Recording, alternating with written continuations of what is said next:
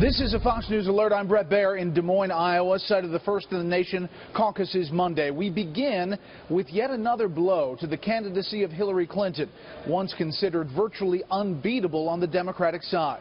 We are awaiting the latest release of emails found on her private server.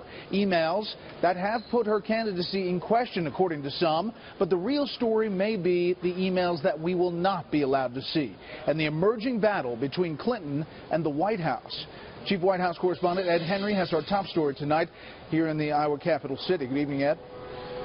Good evening, Brett. This could be a disaster for Hillary Clinton. Just 3 days before the caucuses here, the Obama administration, not her Republican critics, but the Obama administration is saying that some of the nation's most closely guarded secrets were on her personal email server. The State Department today confirming 22 emails had top secret material and will be held back tonight from this release, a story first reported by our colleague Catherine Herridge.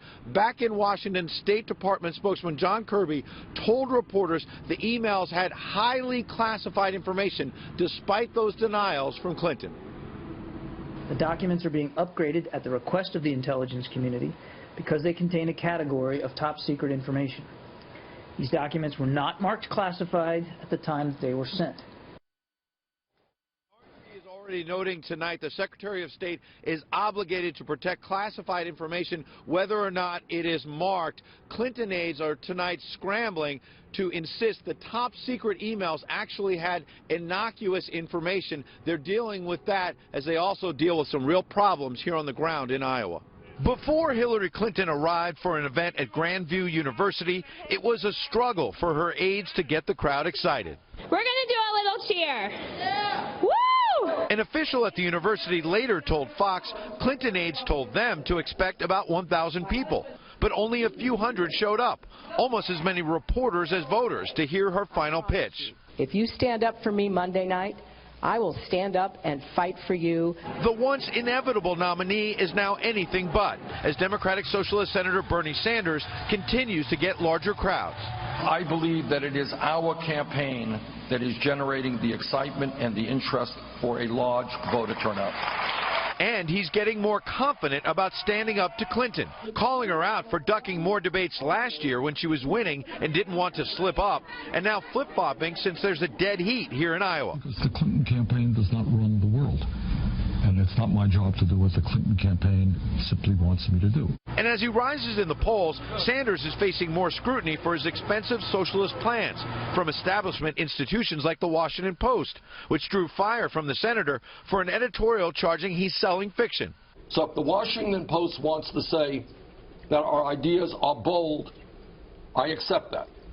But right now, that is precisely what working families and the middle class want. The Post fired back in a second editorial, quote, "What concerns us is not that Mr. Sanders' program to tackle these issues is radical, as he put it, but that it is not very well thought out."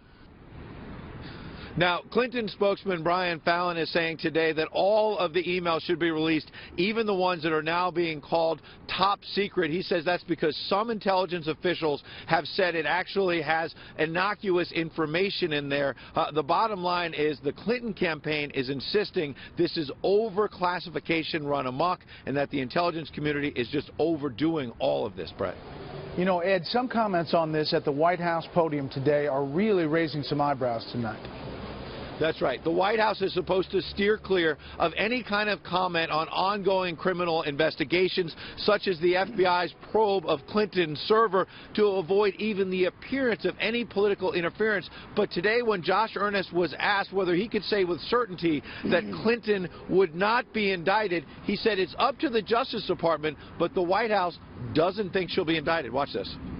That will be a decision that is made by the Department of Justice and prosecutors over there. What I know that some officials over there have said is that she is not a target of the investigation.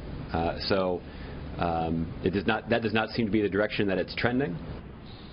But a law enforcement source is pushing back tonight, telling us that this is still very much an ongoing investigation by the FBI. A decision on an indictment has not been made either way. And it's also worth noting today, Bloomberg's Mark Halperin was on MSNBC this morning saying that in private, White House officials have been buzzing that there might be a lot more here, that this could get very bad. And that's interesting if the mainstream media is now suggesting Clinton may be playing a lot more defense in the days ahead, Brett.